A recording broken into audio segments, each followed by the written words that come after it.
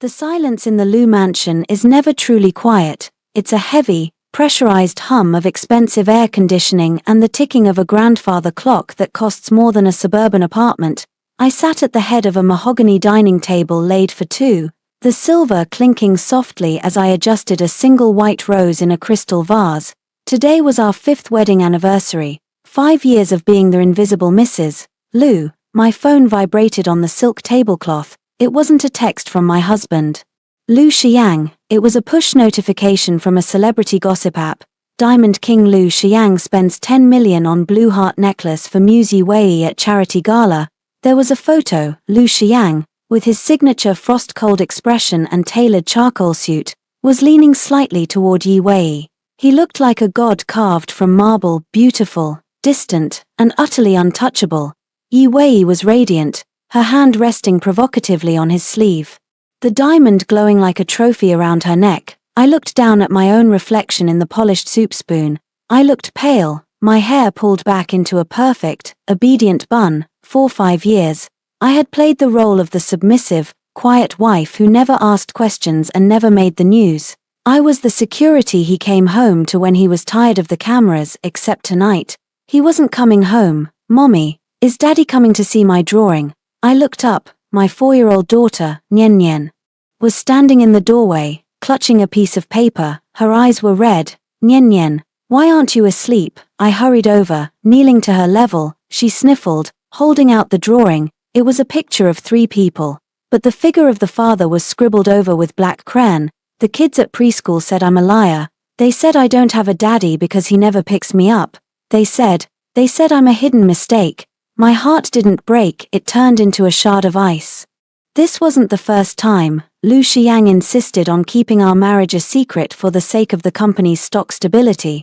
But in reality, he just didn't want the world to know he was tethered to a woman who brought him no political or social leverage. He wanted the freedom of a bachelor and the comfort of a maid. You aren't a mistake, Nian Nian, I whispered, my voice steady despite the roar in my ears. You are the only thing in this house that is real. I tucked her into bed, whispering promises I finally intended to keep. As I walked back through the hollowed-out grandeur of the hallway, the front door surged open. Liu Xiang walked in.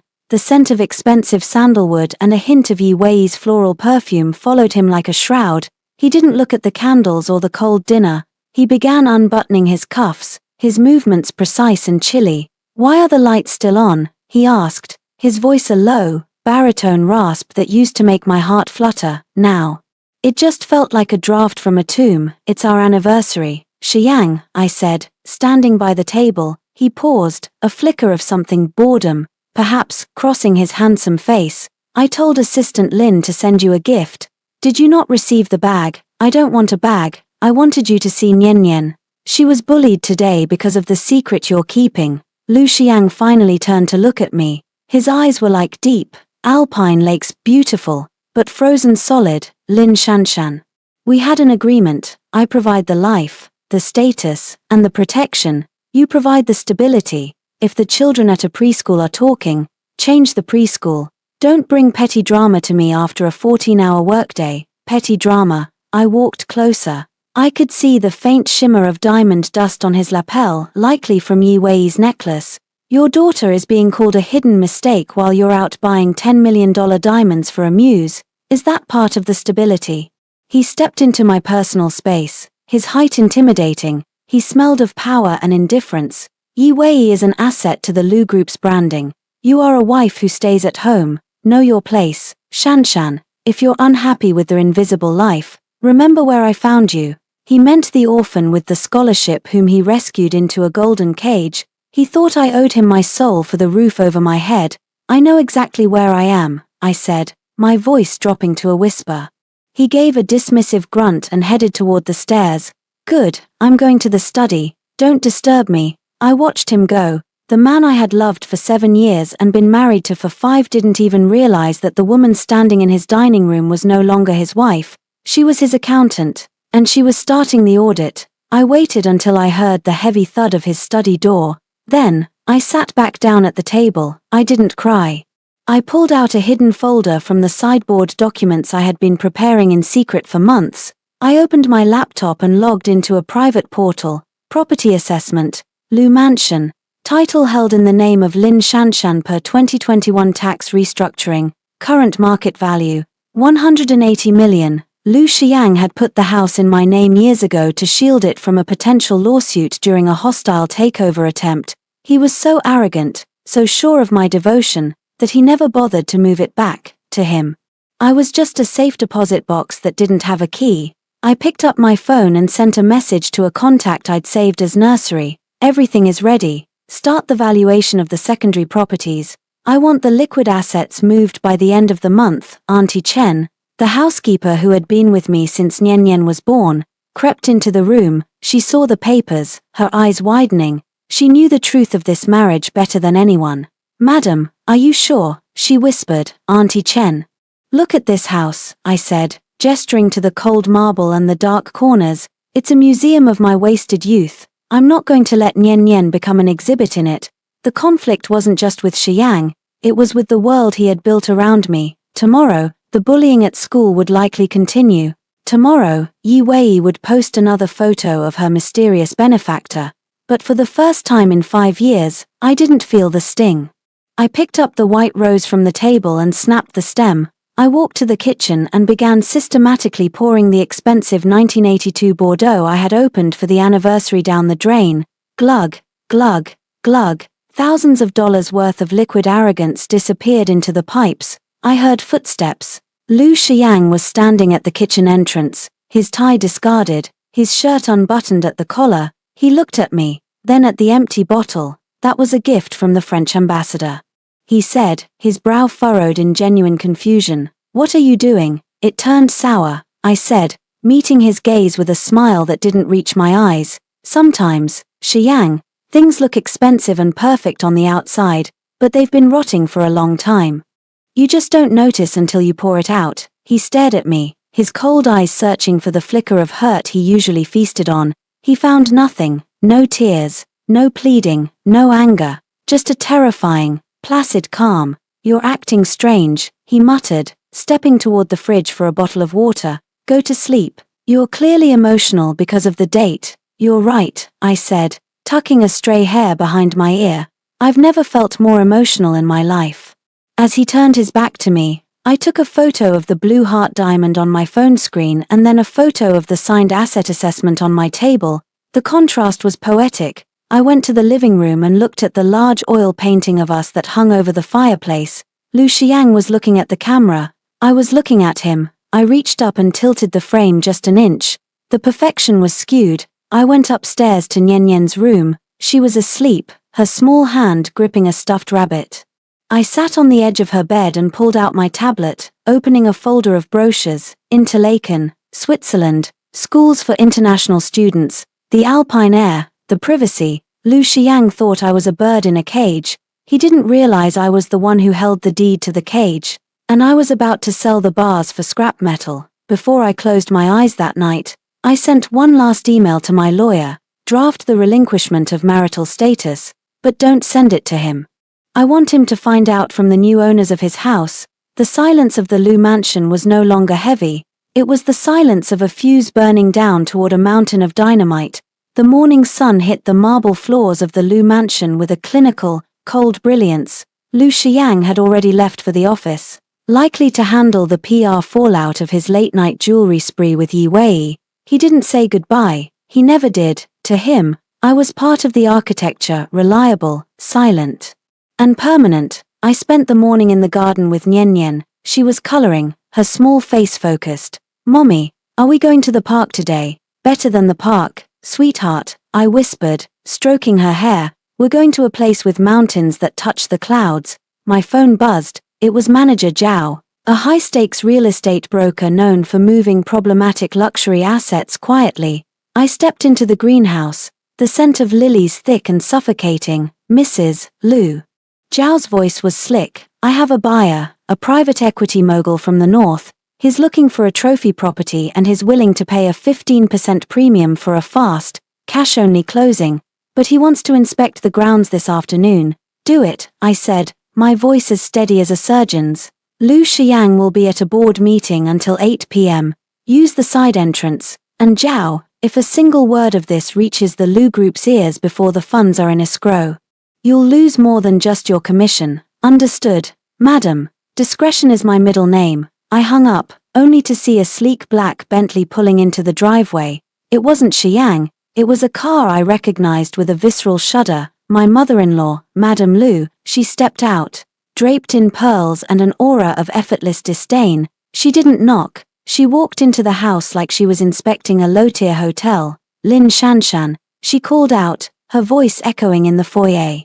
I met her in the living room. Mother, to what do I owe the surprise? She didn't sit. She paced the length of the Persian rug, her eyes landing on the anniversary flowers I hadn't thrown away yet. I saw the news about Xiang and Yi Wei. I trust you aren't planning on making a scene. Xian's career is at a delicate stage. A stable marriage, even a silent one, is essential for the upcoming merger. I haven't said a word. Mother, good. She turned to me, her lip curling. You've always been a sensible girl. You knew when you married him that you were a placeholder. You provided a grandchild, and for that, the Lu family is grateful. But don't mistake Xian's tolerance for love. He needs a woman who can stand beside him in the light, not someone who hides in the shadows of this house. I felt a surge of cold fury, but I forced my features into a mask of submissive hurt. I understand, I'm just tired, mother. Sometimes I feel like this house is too big for just me and Nian Nian. Then find a hobby, she snapped, and tell that daughter of yours to stop crying at school. It reflects poorly on Xian's genes. If she can't handle a few comments from classmates, she isn't fit for the Lu name. I felt my fingernails dig into my palms. She isn't fit for the name. Good, because I'm taking the name away from her. You're right, I said softly. I'll make sure Nian Nian doesn't reflect poorly on the family ever again. See that you do. Madame Lu checked her diamond-encrusted watch. I'm meeting Yi Wei for tea. She has a much better grasp of social etiquette than you do. Don't wait up for Xiang. He's taking us both out to dinner. She swept out of the house, leaving a trail of expensive perfume and poison in her wake. I waited until her car cleared the gates before I pulled my recording pen out of my pocket. Every word of her disdain, every admission that I was a placeholder, was captured. In a divorce court, this was evidence of emotional abuse. In the court of public opinion, it was a lethal weapon. 2 hours later, Manager Zhao arrived with the buyer, a sharp-eyed man named Mr. Han. He was Lu Xian's primary competitor in the tech sector. I knew exactly what I was doing. Selling the Lu family's ancestral seat to their biggest rival was the ultimate insult. The layout is perfect, Mr. Han remarked, trailing his hand over the mahogany banister. But I heard Mr. Lu is quite fond of this estate. Why the sudden sale? Mr. Lu is looking for a change of pace, I said, offering a practiced, enigmatic smile. He finds the memories here a bit too crowded. We're looking for something much more private. Perhaps international. I see. Han looked at me, a glint of respect in his eyes. He wasn't a fool. He saw the empty shelves where my personal belongings used to be. And the price? 180 million is a lot of cash to move in 48 hours. If you can close by Friday, I'll include the vintage wine cellar and the art collection, I countered. But the deed must be transferred to your offshore holding company immediately. I want this off my books before the weekend. Deal. As they signed the preliminary intent papers in the dining room, the very table where I had sat alone the night before, my heart hammered against my ribs. I was selling the roof over Lu Xian's head while he was out dining with his mistress and his mother. Just as Mr. Han was leaving, the front door opened. My blood turned to ice. It was Lu Xiang. He was early. He froze in the foyer, his gaze darting from me to Manager Zhao, and finally to Mr. Han. His eyes narrowed, the temperature in the room dropping 20 degrees. Han. Xian's voice was a low growl. What are you doing in my house? Mr. Han smirked, tucking his pen into his breast pocket. Just admiring the architecture. Lu, your wife has impeccable taste. She was just showing me the potential of the estate. Xiang stepped forward, his presence suffocating. He looked at me, his eyes searching mine with a sudden, sharp intensity. Shanshan, what is he talking about? I didn't blink. I stepped forward, playing the part of the flustered, innocent housewife. Oh, Xiang, you're home early. Mr. Han is interested in the charity auction I'm organizing. I was just showing him the house as a potential venue for the gala. since you're so busy with Yi Wei's branding, I thought I'd take initiative." The lie was bold, but it played perfectly into his perception of me as a bored woman trying to gain his approval. Xian's tension didn't fully dissipate, but his ego took the bait. He looked at Han with pure territorial aggression. "The Lu Mansion is not a venue, it's a private residence. Get out, Han, now." Han laughed, a dry, knowing sound. "Of course, I've seen everything I need to see, Mrs. Lu. I'll be in touch about the donation details." Once the door closed, Xiang turned on me. He grabbed my wrist, not hard enough to bruise, but enough to show his dominance. "Are you out of your mind, inviting Han here? He's been trying to dismantle my supply chain for 3 years. I just wanted to be useful, Xiang," I said, my voice trembling slightly, a calculated tremor. "Your mother said I was a placeholder. I thought if I raised enough money for the charity, you'd be proud of me. I thought you'd finally take me to a gala instead of her." I looked up at him, letting a single tear track down my cheek. Xiang stared at me, his grip loosening. For a second, a flash of something, guilt, annoyance, flickered in his eyes. He let go of my arm and sighed, the sound of a man burdened by an inferior subordinate. "My mother shouldn't have said that," he muttered, though he didn't contradict her words.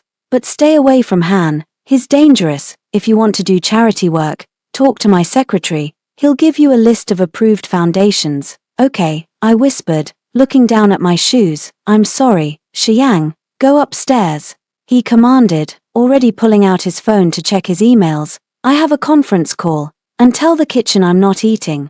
The dinner with my mother and Yi Wei was long. I nodded and turned away. As I climbed the stairs, the submissive look vanished from my face, replaced by a cold, calculating grin. He had no idea. He thought he had just scolded a disobedient pet. He didn't realize that the pet had just sold the kennel to his worst enemy. I locked my bedroom door and pulled out my laptop. Message from bank. Wire transfer initiated. Pending final signature. I looked at the sleeping Nian Nian on the monitor of the baby cam. "Soon, Nian Nian." I whispered to the screen. "Soon we won't have to hide in the shadows. We'll be the ones who own the light." The conflict was escalating. Xiang was suspicious. His mother was circling like a shark, and the clock was ticking. I had 3 days to finalize the sale, pack our lives into 4 suitcases, and disappear before the blue heart diamond was even paid for. I opened a drawer and took out our passports. I ran my thumb over the gold-embossed seal. Lu Xiang thought he was the master of this world. He didn't realize I had already checked out of his reality. Tomorrow was the charity gala, the scene of his greatest public triumph, and the place where I would plant the seeds of his total ruin. I lay down in the oversized bed, the silk sheets feeling like a shroud. I didn't sleep. I listened to the sound of Xian's voice in the study, barking orders, building an empire that was already missing its foundation. The house felt lighter already. It was no longer a home, it was just a pile of stone and wood that belonged to Mr. Han. I closed my eyes and imagined the crisp, cold air of the Swiss Alps. The Grand Hyatt ballroom was a cathedral of excess. Crystal chandeliers hung like frozen explosions, casting a jagged light over the cream of the city's elite. I stood in the shadow of a marble pillar, wearing a dress Lu Xiang had chosen for me, a muted, high-necked navy silk that made me look like a Victorian governess compared to the peacocks preening on the dance floor. "Remember," Lu Xian's voice was a cold whisper in my ear as he adjusted his cufflinks. "You are here as my executive assistant tonight. If anyone asks about our connection, you are a distant relative handling my family's philanthropic wing. Yi Wei is the face of the evening. Don't embarrass her." "I wouldn't dream of it," I said, my voice as smooth as the champagne I wasn't drinking. Across the room, Yi Wei was a vision in crimson. The blue heart diamond throbbed at her throat like a neon sign of my husband's infidelity. She was surrounded by cameras, laughing at something Mother Lu was whispering in her ear. They looked like a family. I looked like the help. "Go and check the auction items," Xiang commanded. "The Swiss consul, Mr. Hoffman, is interested in the antique watch collection. Ensure the provenance papers are laid out perfectly. I need his support for the Zurich expansion." I nodded and moved through the crowd. This was the moment. Xiang thought he was using me to secure a business deal. He didn't realize I had been studying Swiss immigration law and banking regulations for 6 months. I didn't need the watch collection, I needed the man holding the pen. I found Mr. Hoffman near the balcony, looking bored by the sycophants circling him. I approached him. Not with the stuttering nerves of a distant relative, but with the poise of a woman who had nothing left to lose. The 1924 Patek Philippe is in the third case. Mr. Hoffman, I said in fluent, polished German. But I suspect a man of your taste is more interested in the quiet stability of the cantons than the loud display of a ballroom. Hoffman turned, his eyebrows shooting up. Your German is impeccable, Fräulein, Lin Shanshan, and it's Madam, I corrected softly. Though I didn't specify whose. I've been looking into investment migration in Vaud. The privacy laws are quite attractive for a woman in my position. As we spoke, I felt a predatory gaze on my back. I turned to see Yi Wei approaching, her crimson dress swishing like a warning. She was holding a glass of red wine, her eyes narrowed with territorial spite. She hated that I was talking to someone important. Shanshan, Yi Wei chirped, her voice high and performative. Xiang was looking for you. He said the guest list in the VIP lounge is a mess. You really should focus on your chores instead of bothering the consul. She turned to Hoffman, flashing a dazzling, artificial smile. I'm so sorry, Mr. Hoffman. Shanshan is a bit of a charity case herself, a distant cousin we took in. She lacks the social polish for these events. I saw Hoffman's expression stiffen. He was a diplomat. He recognized a bully when he saw one. On the contrary, Hoffman said coldly, Madam Lin has been most enlightening. Yi Wei's smile faltered. She looked at my navy dress, then at her own reflection in the glass, and decided to escalate. She stepped closer, pretending to stumble. Oh, my heel. She tipped her glass, the dark red wine arching toward my navy silk. It was a classic. Petty move to humiliate me and force me to leave the floor, but I had been watching her reflection in the pillar. I didn't move away. Instead, I stepped into her space, catching her wrist with a grip of iron. The wine didn't hit my dress. It splashed violently across the front of her white gold lace bodice and, more importantly, directly onto the blue heart diamond. Oh dear, I whispered, loud enough for the nearby photographers to turn. Yi Wei, you really must be more careful. That diamond is far too heavy for someone so delicate. Yi Wei let out a strangled shriek. The red wine looked like a bloodstain across her chest. The cameras began to flash. The muse of the Lu group was now a dripping mess in the center of the ballroom. What is going on here? The crowd parted. Lu Xiang arrived, his face a mask of suppressed rage. He looked at Yi Wei's ruined dress, then at me. His eyes were lethal. She tripped me, Yi Wei wailed, her eyes brimming with fake tears. Xiang, look at my dress, look at the necklace. Xiang stepped toward me, his voice a low, dangerous vibration. Shanshan, apologize. Now, I stood my ground, my heart racing but my head clear. I was merely trying to steady her. Xiang, Mr. Hoffman saw the whole thing. Perhaps the muse has had a bit too much to drink. Hoffman stepped forward, his voice booming. Indeed, the young lady seemed quite unsteady on her feet. Madame Lin was merely being helpful. Xiang froze. He couldn't contradict the Swiss consul without jeopardizing the very deal he had come here to make. He looked at the cameras, then at the ruined Yi Wei, and finally back at me. For the first time, I saw a flicker of genuine confusion in his eyes. He didn't recognize this version of me, the woman who didn't shrink under his glare. Assistant Lin, Xiang said, his voice straining with the effort to remain professional.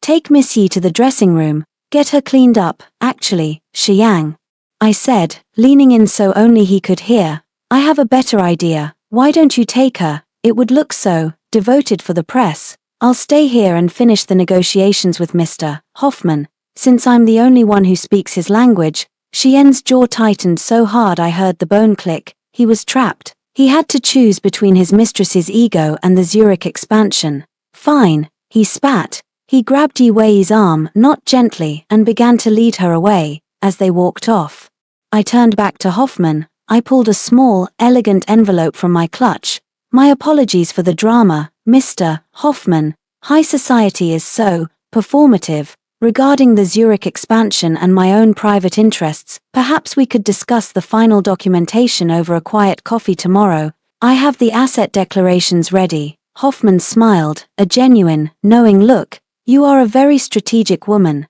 Madame Lin. I think Switzerland will suit you much better than this circus. I agree. I said. The rest of the night was a blur of high-stakes networking.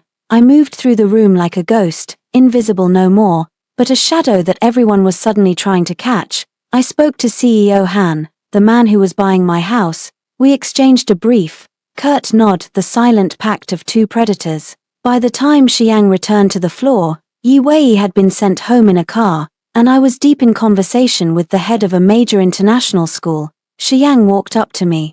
His aura dark and suffocating. He didn't care about the gala anymore. He grabbed my elbow and pulled me toward the exit. We're leaving, he snapped. He didn't speak in the car. The silence was a physical weight between us. He stared out the window, his profile sharp and cold against the passing city lights. When we reached the mansion, he didn't wait for the driver to open the door. He stormed inside, and I followed, my heels clicking on the marble like a countdown. In the foyer, he turned on me. What was that tonight? The German, the confidence. Since when do you handle diplomats? Since I realized that if I didn't handle them, no one would handle me, I said, unpinning the navy silk shawl from my shoulders. You embarrassed Yi Wei. You made a scene in front of the press. I saved your deal with Hoffman, Xiang. If I hadn't stepped in, he would have walked away after seeing your muse act like a petulant child. You should be thanking me. He stepped closer. Pinning me against the mahogany door of his study, he smelled of sweat and expensive gin. I don't thank employees for doing their jobs, Shanshan. And make no mistake, you are an extension of me, nothing more. Don't let a little attention from a consul go to your head. An extension of you. I laughed, a dry, hollow sound. Is that why you won't even tell people I'm your wife? Is that why Nian Nian is a secret? Nian Nian is protected, he roared, his composure finally cracking.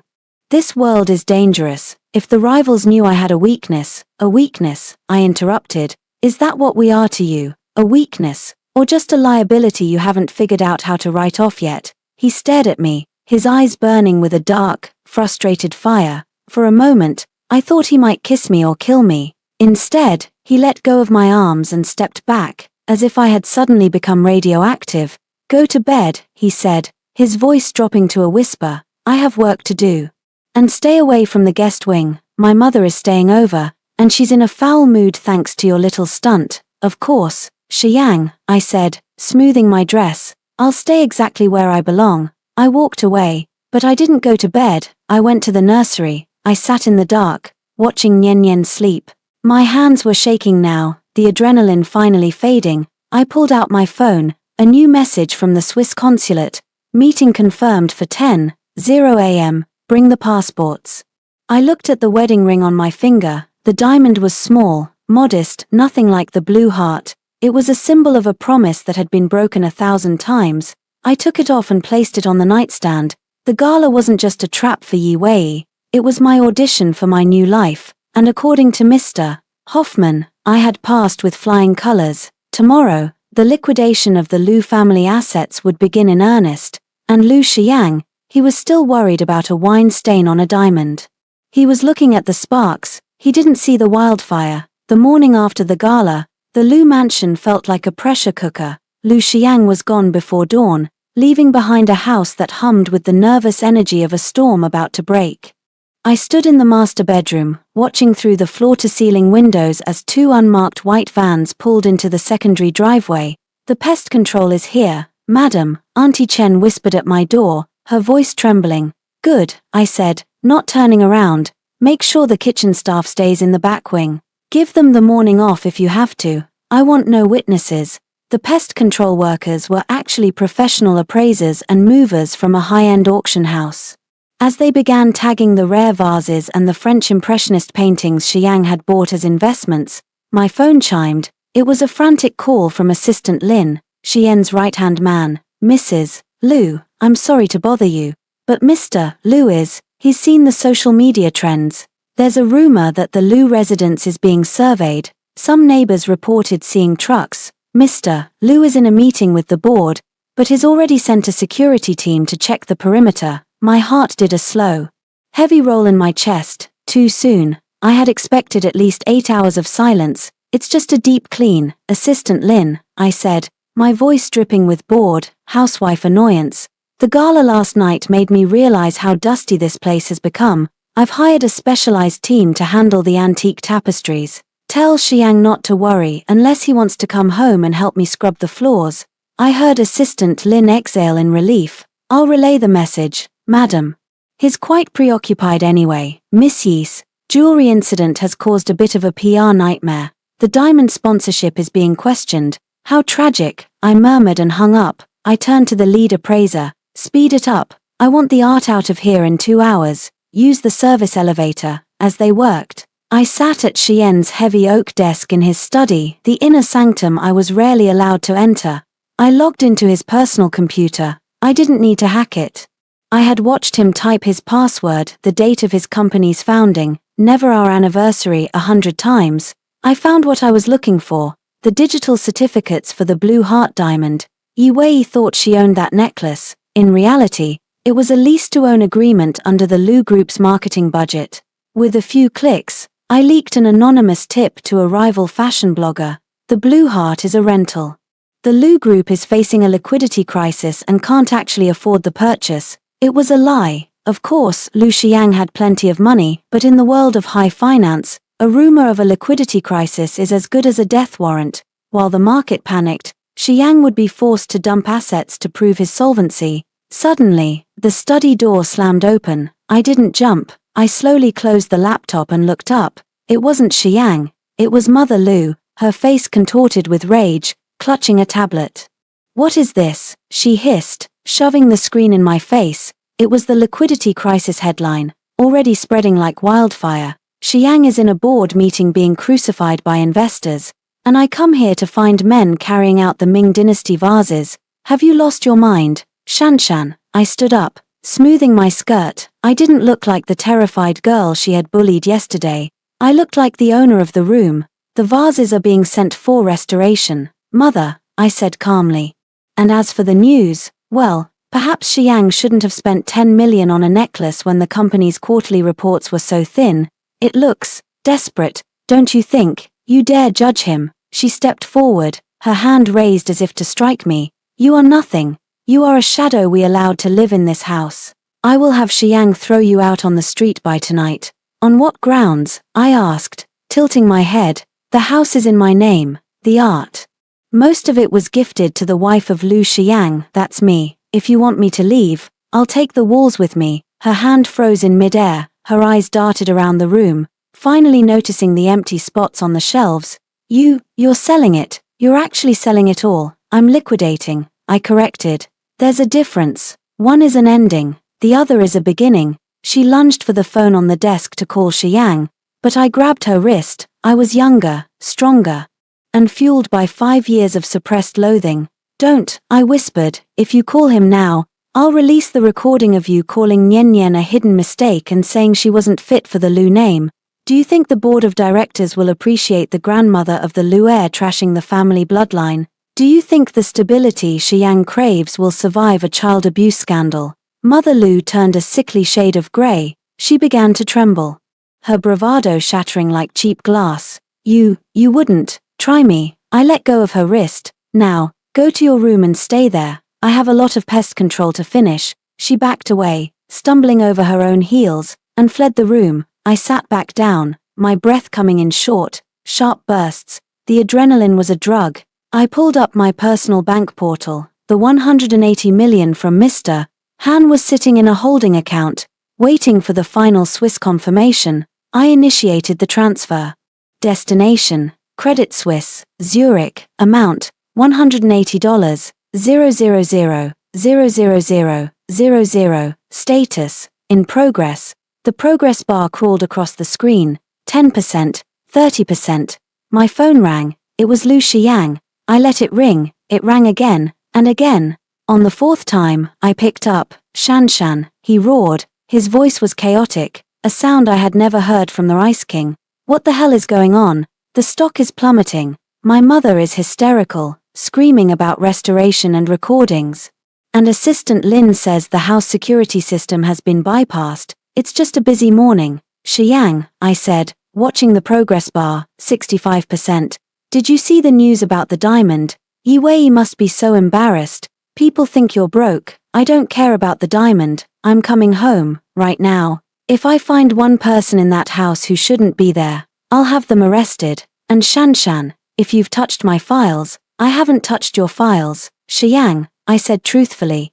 I don't need them, I have my own. Stay there, he commanded. Don't you dare leave that house. 95%, 99%, transfer complete. I'm not going anywhere, Xiang, I said, a genuine smile finally breaking across my face. I'll be right here, waiting for the end. I hung up and looked at the appraiser. Is the truck loaded? Yes, madam, the last of the art is secured. Move out, I ordered, and tell manager Zhao to send the final welcome package to Mr. Han. The house is officially his. I walked out of the study and down the grand staircase. The house was echoing now, stripped of its soul. The rugs were gone, the walls were bare, and the air smelled of dust and departure. I went to Nian Nian's room. She was sitting on her bed, her small backpack on her shoulders. Is it time, mommy? Almost, baby. We just have to say goodbye to the ghost. I heard the screech of tires in the driveway. A black SUV slammed to a halt. Lu Xiang was home. I met him in the foyer. He burst through the door, his suit disheveled, his eyes wild. He stopped, his jaw dropping as he looked around the empty hall. He looked like a man who had walked into a dream that had turned into a vacuum. Where is everything? He whispered. I told you, Xiang, I said, standing in the center of the emptiness. Things look perfect on the outside, but they've been rotting for a long time. I just finished the cleaning. He turned to me, his face twisting into something terrifying. Lin Shanshan, what have you done? I've settled the accounts, I said, and Xiang, your guest is here. The doorbell rang. I opened it to find Mr. Han standing there, a group of burly men in black suits behind him. He held up a legal folder and smiled. Afternoon, Lu, Han said, his voice echoing in the hollow room. I believe you're in my foyer. My movers will be here at 4 p.m. to start the renovations. I'm thinking of turning your study into a walk-in humidor. Xiang looked from Han to me, the realization finally hitting him like a physical blow. The invisible wife hadn't just left. She had dismantled his kingdom from the inside out. The silence that followed my words was deafening. Lu Xiang stood frozen, his eyes darting between the empty walls and Mr. Han's smug expression.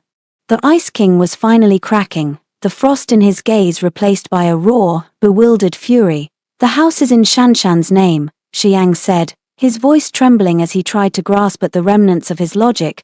But the contents, the art, the furniture, that belongs to the Lu Group, you can't just sell it, Mr. Han let out a short, barking laugh. He pulled a document from his folder and tapped it. Actually, Lu, according to the gift deeds filed over the last 4 years.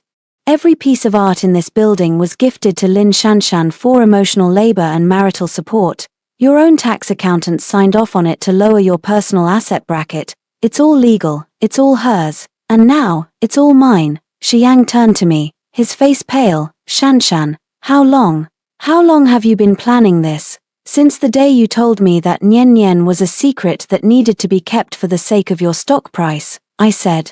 My voice as cold as a mountain stream. You treated us like liabilities. Xiang, I just decided to liquidate the debt.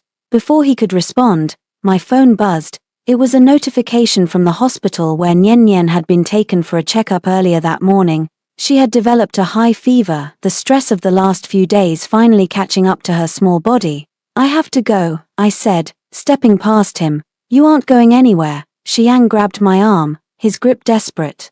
We are going to sit down, we are going to call the lawyers, and you are going to undo this. Let go of her, Lu. Han stepped forward, his men moving in behind him. You're trespassing on my property now. If you don't leave, I'll have my security escort you out, and I'll make sure the press is outside to catch the liquidity crisis CEO being kicked out of his own home. Xian's hand dropped. He looked at Han, then at me, and I saw the defeat in his eyes.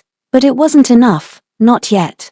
I rushed to the hospital, the sterile smell of disinfectant doing nothing to calm the roaring in my ears. I found Nian Nian in a VIP suite, her face flushed, a thin 4-line in her hand. Mommy, she whispered, her voice tiny. Is Daddy coming? My heart squeezed. Even now, after everything. She wanted the man who had ignored her for 4 years. I pulled out my phone and dialed Xian's private number. Xiang, I said when he picked up. Nian is in the hospital. She has a 40-degree fever. She's asking for you, please, just this once. Be a father. There was a pause on the other end. I heard muffled voices, Yi Wei's voice. I can't, Shan, he said, his tone tight. Yi Wei had a panic attack after the news broke about the diamond. The paparazzi are surrounding her apartment. I have to manage the PR. I'll send Assistant Lin with some toys for Nian later. A panic attack, I repeated, a cold laugh escaping my lips. Your daughter is in a hospital bed with an 4. And you're worried about your mistress's panic attack. You're the one who caused this mess. Shan, you sold the house. You leaked the diamond story. You don't get to play the victim now. Stay at the hospital. We'll talk when I've fixed what you broke. He hung up. I stared at the phone. The final thread, the one that had held a tiny, foolish hope for Nian's sake, snapped. Is Daddy coming? Nian asked again, her eyes fluttering. No, baby, I said, leaning down to kiss her forehead. Daddy is busy, but it's okay, because we're going to a place where we don't have to wait for anyone ever again. I sat by her bed for 3 hours, watching the drip of the 4. During those 3 hours, I wasn't just a mother, I was a commander. I messaged Lawyer Song. Is the paperwork ready? Ready and waiting, madam. Song replied, the moment you cross the border, I will file the divorce and the restraining order. Since you have the travel waiver he signed last night, thinking it was insurance, he has no legal grounds to claim international kidnapping. You have full custody for the duration of the health retreat in Switzerland, and the evidence from the gala, the recordings of Madame Lu and the footage of Xiang choosing Yi Wei over the hospital visit have been backed up to 3 secure servers. If he tries to fight the asset transfer, we release it all. He won't fight. He can't afford the hit to the Lu Group's brand. I looked at Nian. Her fever was breaking. She looked so small in the giant hospital bed. Suddenly, the door to the suite burst open. It wasn't Xiang, it was Yi Wei, wearing oversized sunglasses and a silk scarf, followed by a frantic-looking Assistant Lin. Where is he? Yi Wei hissed, looking around the room. Xiang said he was coming here. He left me at the apartment to check on the child. I stood up, moving between her and Nian's bed. He isn't here, Yi Wei. He stayed with you, or at least, that's what he told me. Yi Wei's face contorted. He lied. He used the brat as an excuse to get away from the reporters. She turned to Assistant Lin. Find him. If he's meeting with the board without me, I'm finished. Miss Yi, please, Assistant Lin pleaded. This is a hospital. I walked up to Yi Wei, my eyes burning. Get out, excuse me, she sneered, stepping into my space. You're a homeless divorcee, Shan, you have nothing. Xiang is mine now. This child is just a mistake he's trying to erase. I didn't slap her. Slapping was for women who didn't have power.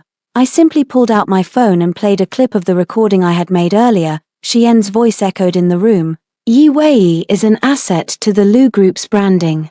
You are a wife who stays at home. Know your place. Yi Wei froze. He doesn't love you. Yi Wei, I whispered. You're a branding asset, and right now, your brand is toxic. The diamond is a rental. The muse is a wine-stained mess.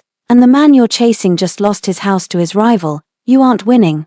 You're just the next person he's going to liquidate. Yi Wei's mouth hung open. She looked at Assistant Lin, who looked away.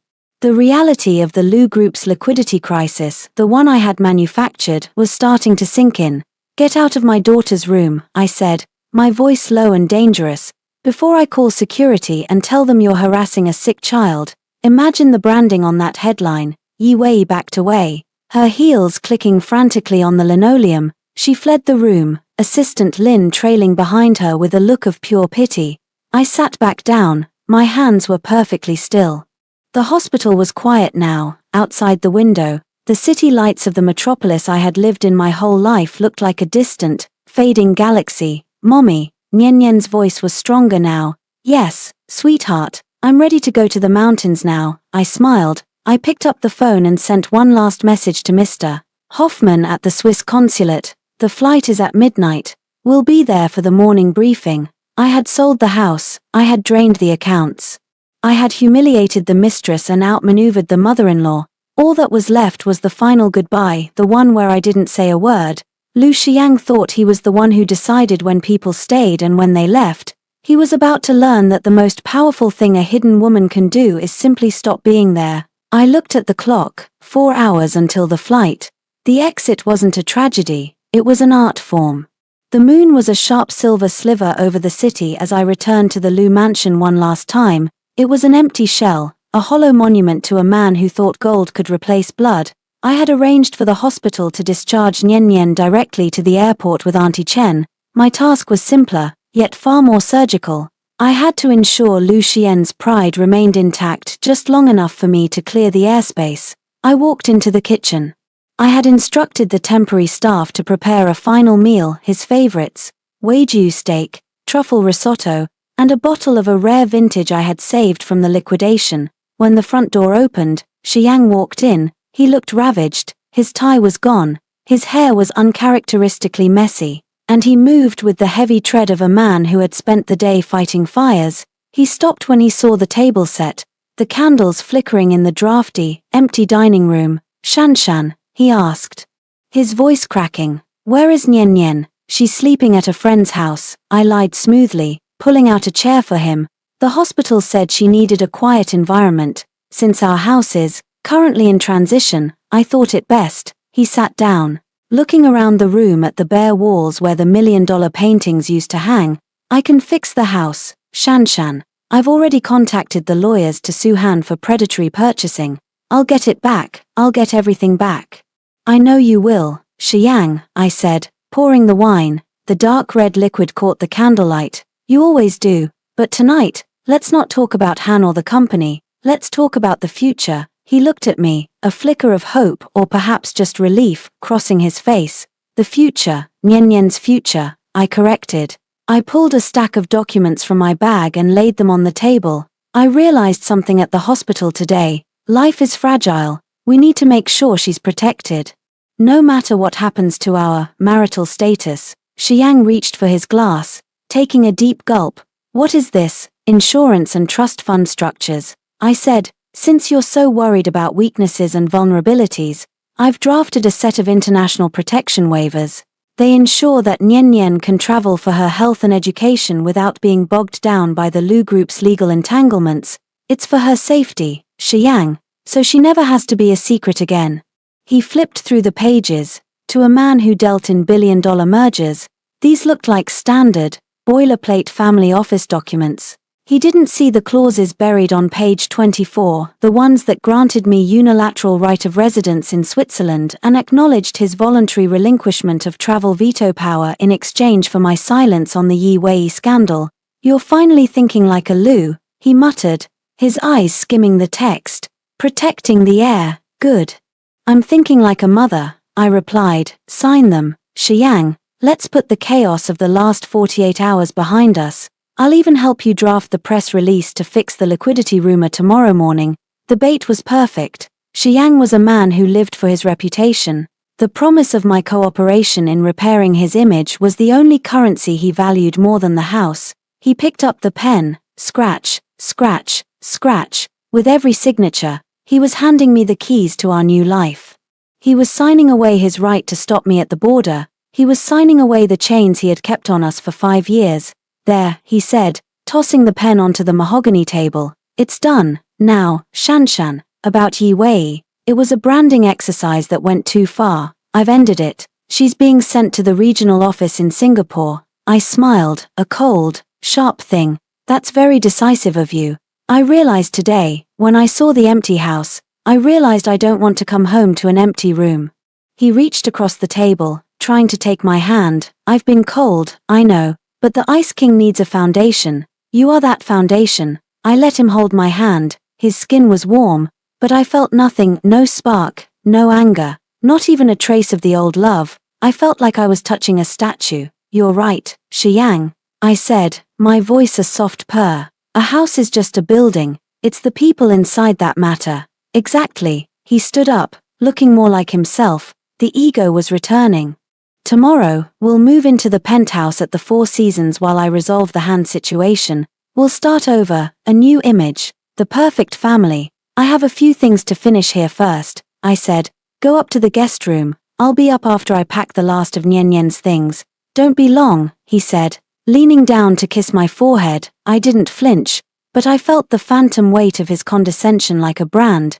He walked up the stairs, his footsteps echoing in the hollow mansion. I waited until I heard the bedroom door close. Then, I moved. I didn't pack clothes, I didn't pack jewelry. I went to the kitchen and took my laptop and the signed documents. I went to the foyer and picked up the small, battered suitcase I had hidden behind a loose panel in the coat closet months ago. Inside were our new passports, the Swiss residence permits, and the title deeds to a villa in Interlaken. I looked back at the dining room. The candles were burning low, the wax dripping onto the table like tears. The Ice King was upstairs, dreaming of a comeback, unaware that he was sleeping in a house that didn't belong to him, in a life that was already over. I pulled my phone out and sent a one-word text to the driver waiting 2 blocks away. Now, as I stepped out of the front door, the night air hit me, cold, crisp, and smelling of freedom. I didn't look back at the Lou mansion. I didn't look at the gates. I walked toward the black sedan that pulled up to the curb, its headlights cutting through the darkness. To the airport, I said. The driver nodded. As we pulled away, I opened my laptop. I had one more gift for Xian's morning. I scheduled a public post for 8:00 a.m., the exact time my flight would enter international airspace. It was a photo of the blue heart diamond, shattered on a marble floor, with a caption that read, "Some things are too expensive to keep, some things are too cheap to stay for. Goodbye, Mr. Lou." I leaned back against the leather seat and closed my eyes. For the first time in 5 years, the air in my lungs didn't feel heavy. The terminal was a sprawling labyrinth of glass and cold neon, but to me, it felt like the birth canal of a new life. I stepped out of the black sedan, my heels clicking a rapid, rhythmic pulse against the pavement. I didn't look like a runaway wife. I wore a tailored cream trench coat and dark sunglasses, the very image of a woman who owned the world she was walking through. "Mommy," Nyen Nyen's voice cut through the hum of the airport. She was sitting on a bench near the VIP check-in, wrapped in a thick wool blanket, her face pale but her eyes bright.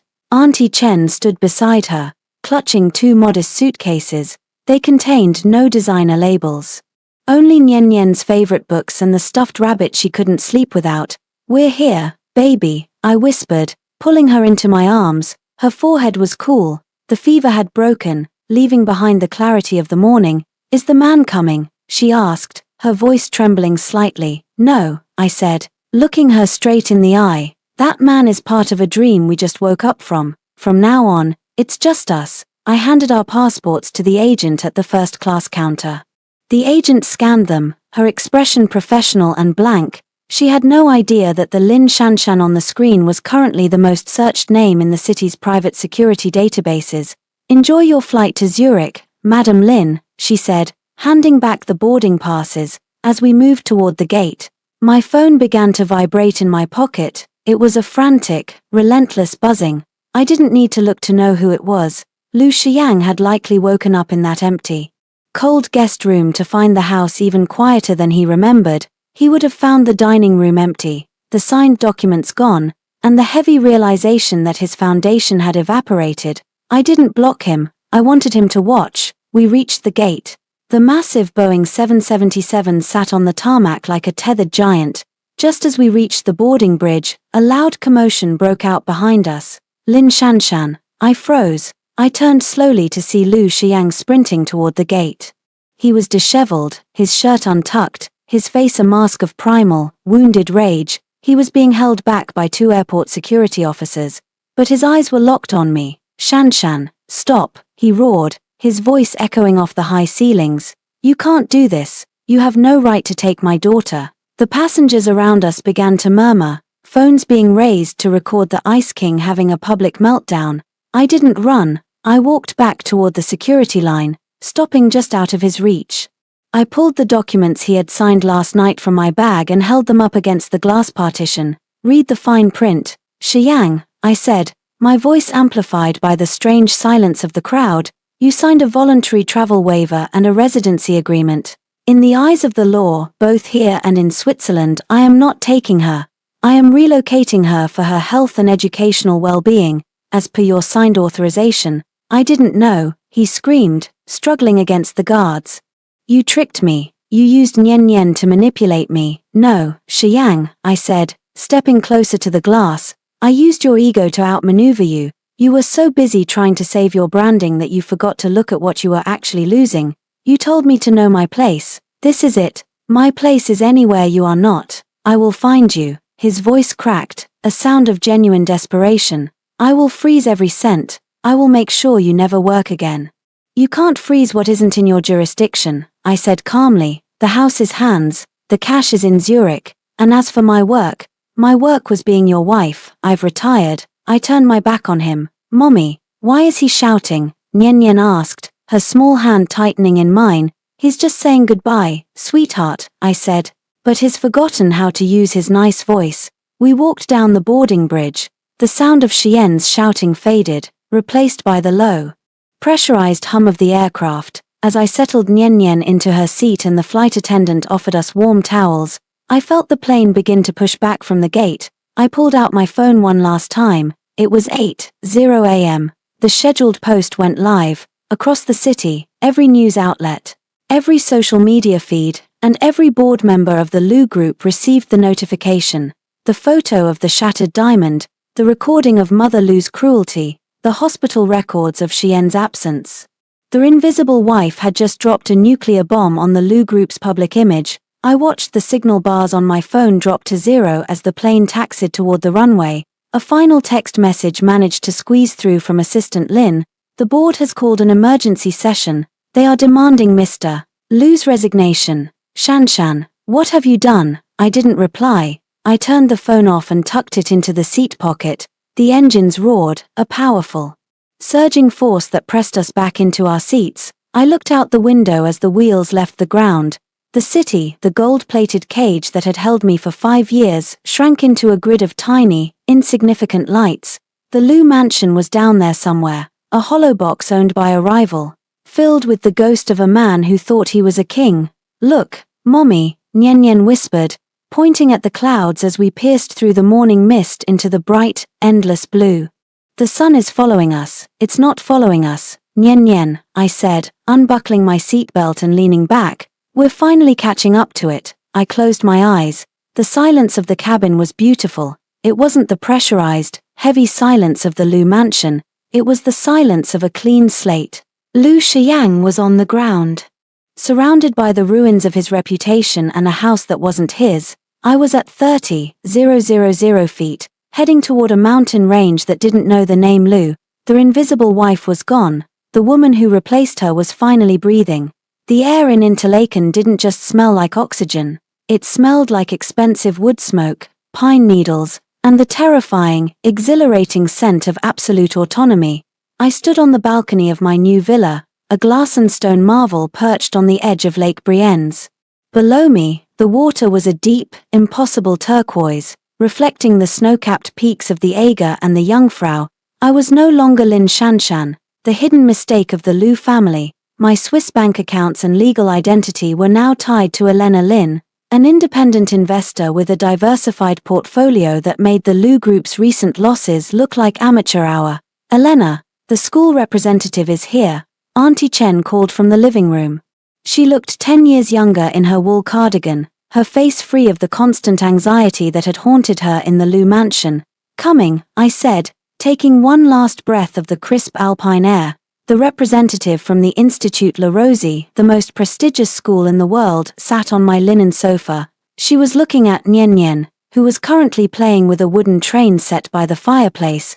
Nian Nian's cheeks were rosy, her laughter ringing out without the hushed, fearful tone she used to carry. She is a delightful child, Madam Lin, the representative said, and her records. Well, we understand the health retreat was necessary. Here, her privacy is our highest priority. No cameras, no paparazzi, no secrets. She is just Nian Nian. That's all I've ever wanted for her, I said, signing the enrollment papers with a steady hand. Once the representative left, I opened my laptop. It had been 2 weeks since I left.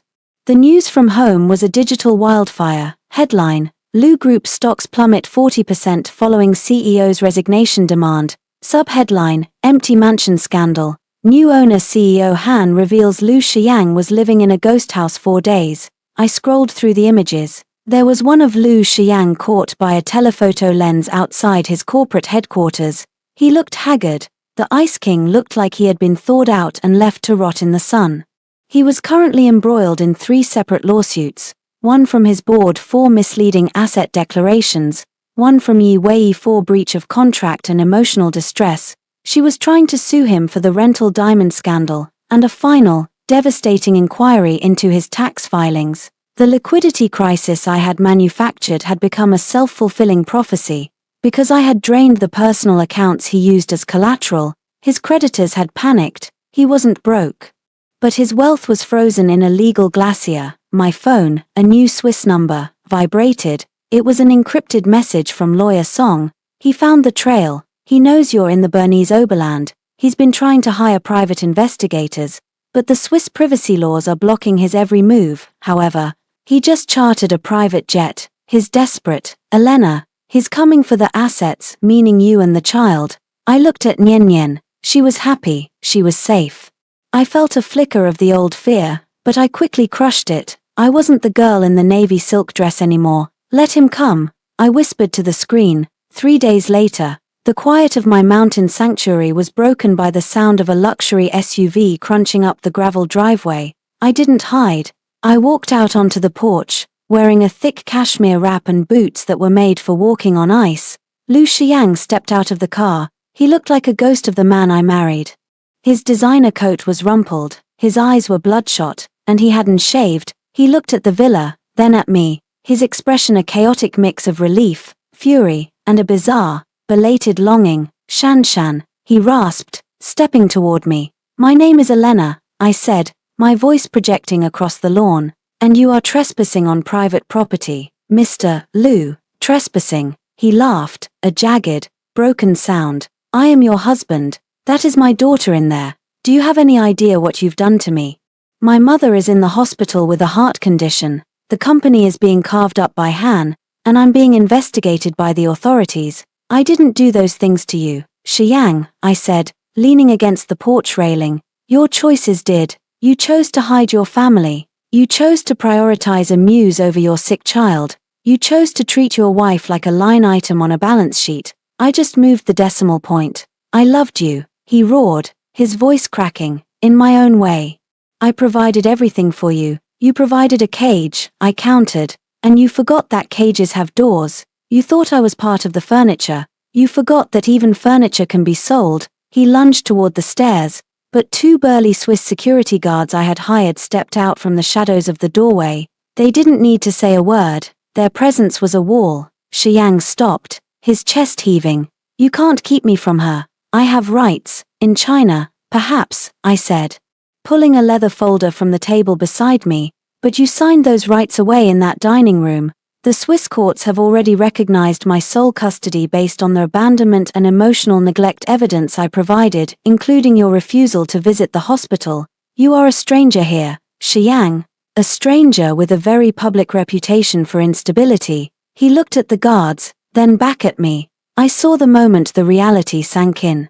He had come here thinking he could reclaim his property with a stern word and a flash of his checkbook. He didn't realize that in this country, his checkbook was useless and his word meant nothing. I'll stay, he said, his voice dropping to a pathetic whisper. I'll check into a hotel in town. I'll wait. I'll show you I've changed. Do what you want, I said, turning back toward the door. But don't come near this house again. My lawyers have a restraining order ready to be served if you so much as breathe on my fence line. Shan Shan, he called out, please, just let me see Nian Nian for 5 minutes. I paused at the door. Nian Nian is busy. Xiang, she's learning how to speak French. She's learning how to ski. She's learning how to be a person who isn't a secret. She doesn't have 5 minutes for a ghost. I walked inside and closed the heavy oak door. The click of the lock was the most satisfying sound I had ever heard. I went to the kitchen and began preparing a hot chocolate for Nian Nian. Through the window, I watched Xiang stand in the driveway for a long time, a small, dark figure against the vastness of the mountains. He looked so insignificant. For years, he had been the sun around which my world orbited. Now, he was just a speck of dust on a windshield. Auntie Chen came in, looking worried. Is he gone? Not yet, I said, stirring the chocolate.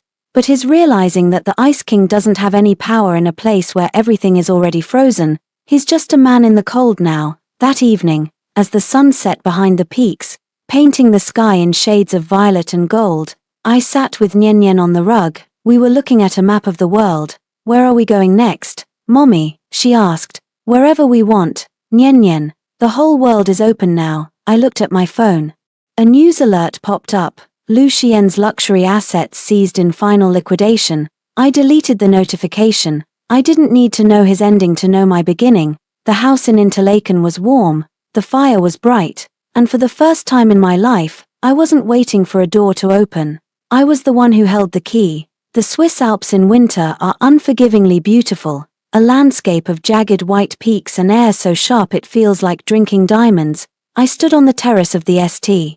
Moritz Equestrian Club, wrapped in a floor-length white faux fur coat. Below me, the white turf horse races were in full swing, thoroughbreds thundering across the frozen lake, their hooves kicking up clouds of powdered ice. I wasn't here for the races, I was here for the kill, Madam Lin. A familiar voice rumbled behind me. I turned to see CEO Han, the man who had bought my mansion in China. He looked invigorated, holding a crystal flute of champagne. You look radiant. Freedom suits you better than that navy silk ever did. Business suits me even better, Mr. Han, I replied with a thin smile. I heard you've been busy dismantling the Lu Group's supply chain. With your help, of course. Han toasted me. The shares you offloaded to my holding company gave me the leverage I needed. Lu Xiang is bleeding out, but he's stubborn. He's still clinging to the core tech patents. Not for long, I whispered. At that moment, the crowd near the paddock parted. Lu Xiang appeared. He looked like a shadow cast against the snow. He had lost weight. His high cheekbones were now razor-sharp, and his eyes were hollowed out by months of legal battles and sleepless nights. He had tracked me here, breaking the unofficial distance my lawyers had enforced. He looked desperate. A man who had traveled halfway across the world not to reclaim a wife, but to find a soul he had misplaced. He stopped 10 feet away from me. The socialites around us, sensing the tension, began to whisper. In this circle, I was Elena Lin, the mysterious venture capitalist. To him, I was the ghost that had ruined him. Shan, he said, his voice barely audible over the wind. Mr. Lu, I greeted him, my voice projecting a cool, polite indifference. I believe you're in the wrong VIP section.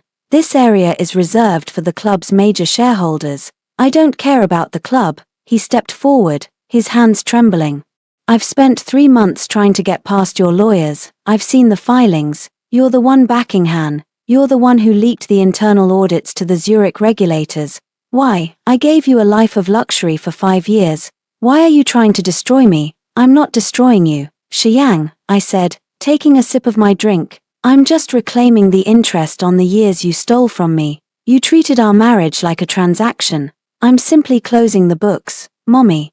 Look at the big horse. Nyen Nyen ran toward me from the stables, led by a professional riding instructor. She was dressed in a miniature equestrian outfit, her hair glowing in the sun. She looked healthy, vibrant, and utterly fearless. Xiang froze, his eyes filled with a sudden, painful light as he looked at his daughter, Nyen Nyen. He dropped to one knee, reaching out a hand. Nyen Nyen, it's Daddy. Do you remember? I brought you that big rabbit. Nyen Nyen stopped. She looked at the man on the ground, her head tilting in confusion. There was no flicker of recognition, no rush of joy. She looked at him the way a child looks at a stranger who is acting strangely. Mommy, who is the sad man? She asked, stepping back toward my side and clutching my coat. The silence that followed was more brutal than any insult I could have hurled. Xian's hand stayed frozen in the air, his face crumpled, a raw, naked agony breaking through the Ice King persona. To be hated by me was one thing. To be forgotten by the child he had kept in the shadows was a total erasure of his existence.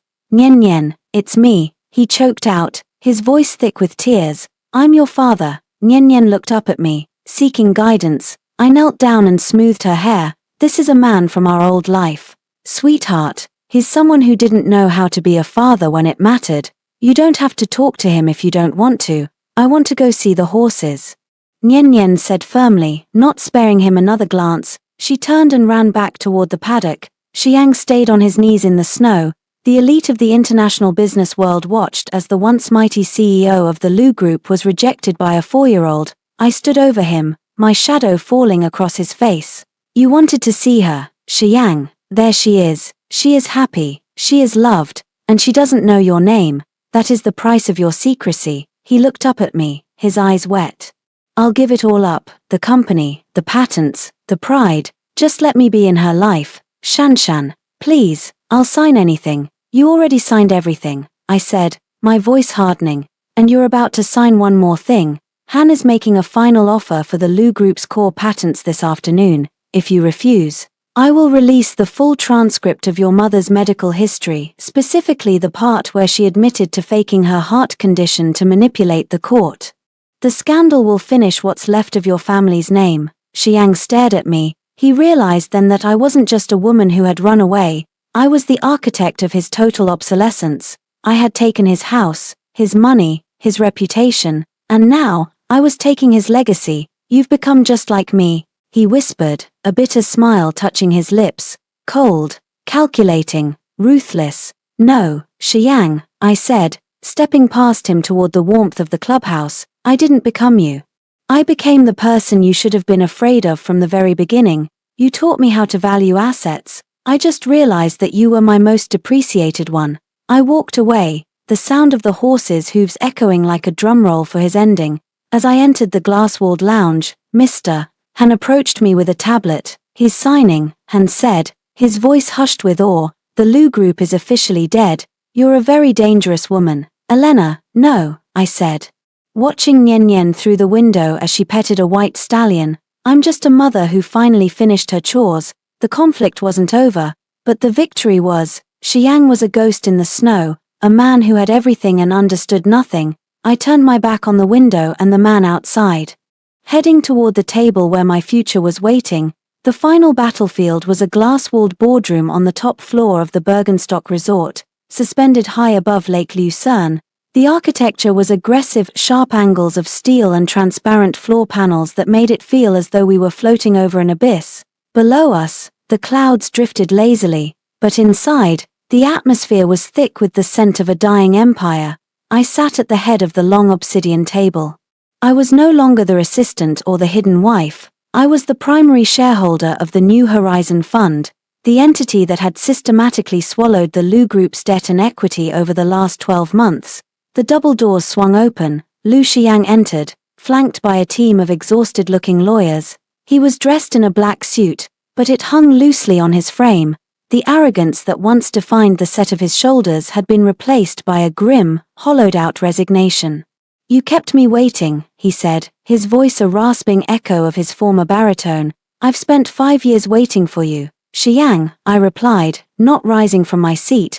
10 minutes is a courtesy you can afford. I gestured to the seat at the far end of the table. He sat, staring at the digital contract projected onto the center of the glass. It was the final merger and liquidation agreement. Once he signed this, the Lu Group, a 3-generation dynasty, would cease to exist. It would be absorbed into my holdings. Shanshan Elena, he corrected himself, his eyes searching mine for a flicker of the woman who used to cook his dinner and wait for the sound of his car in the driveway. Is this really necessary? You have the money, you have the daughter, you have the life in Switzerland. Why take the name? Why destroy the work of my grandfather? Your grandfather built a legacy based on integrity, I said, sliding a tablet toward him. You turned it into a shell game. You used the company's power to hide your family and protect your mistresses. You made the Lu name synonymous with a liquidity crisis and a rental diamond. I'm not destroying the name, Xiang, I'm putting it out of its misery. He looked at the screen. On it was a final gift I had prepared, a leaked video of Mother Lu and Yi Wei from a hidden camera in the guest wing of the old mansion.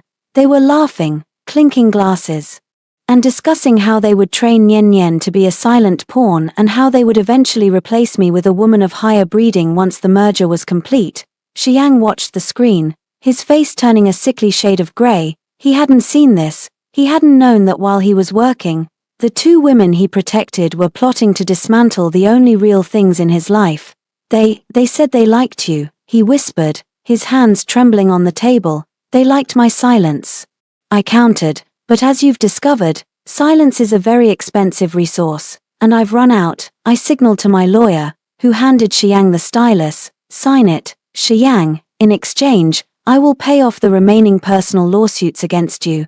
I will provide you with a modest monthly stipend, enough for a quiet life in a provincial city. But you are banned from the board, you are banned from the industry, and you will never hold a majority share in anything again.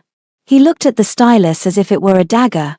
And Nian is legally a Lin now. She has no connection to the Lu group. She will grow up knowing she is the heir to a fortune her mother built, not a secret her father hid. Xiang closed his eyes, a single tear escaped. Tracking through the lines of exhaustion on his face, he was the Ice King who had finally realized he was made of water, and he was evaporating in the heat of my resolve. He signed. The digital signature glowed green. Transaction confirmed. He stood up, looking smaller than I ever thought possible. I lost everything because I couldn't see you. I thought you were the background, and I was the subject. A common mistake, I said, standing up to meet his gaze. But the background is what defines the subject. Without me, you were just a man in an empty room. Now, you're just a man. He turned to leave, but he stopped at the door. Can I see her, one last time? I just want to tell her I'm sorry. No, I said, my voice as firm as the mountains outside. Apologies are for the people who stay. You're just a ghost now, Xiang, and ghosts don't get to speak to the living. As he walked out, the heavy doors thudded shut. The Lu group was gone. The revenge was complete. But as I stood there, looking out over the blue expanse of Lake Lucerne, I realized that the satisfaction didn't come from his ruin. It didn't come from the money or the power. It came from the silence, a different kind of silence this time, not the pressurized silence of the Lu mansion, but the peaceful, sovereign silence of a woman who had finally found her own voice. I walked out of the boardroom and down to the resort's private garden. Nian was there, running through the alpine flowers, chasing a butterfly. She was wearing a bright yellow dress, a splash of color against the green. Mommy, she shouted, running toward me. Look, I found a secret path. Is it a good path, baby? I asked, picking her up and feeling the solid, warm weight of her. It goes all the way to the lake, she said, pointing toward the horizon. Can we go? Yes, I said, kissing her cheek. We can go anywhere. The invisible wife was a character in a book I had closed and burned. I looked at the sun setting behind the Pilatus mountain, the sky turning a deep, triumphant gold. I had sold the house, I had moved the mountains, and I had reclaimed my soul. I wasn't a great female lead in a story anymore. I was the author of my own life. I took Nian's hand, and together, we walked down the path, leaving the glass towers and the ghosts of the past behind us. The air was cold, the path was steep, but for the first time in my life, I knew exactly where I was going.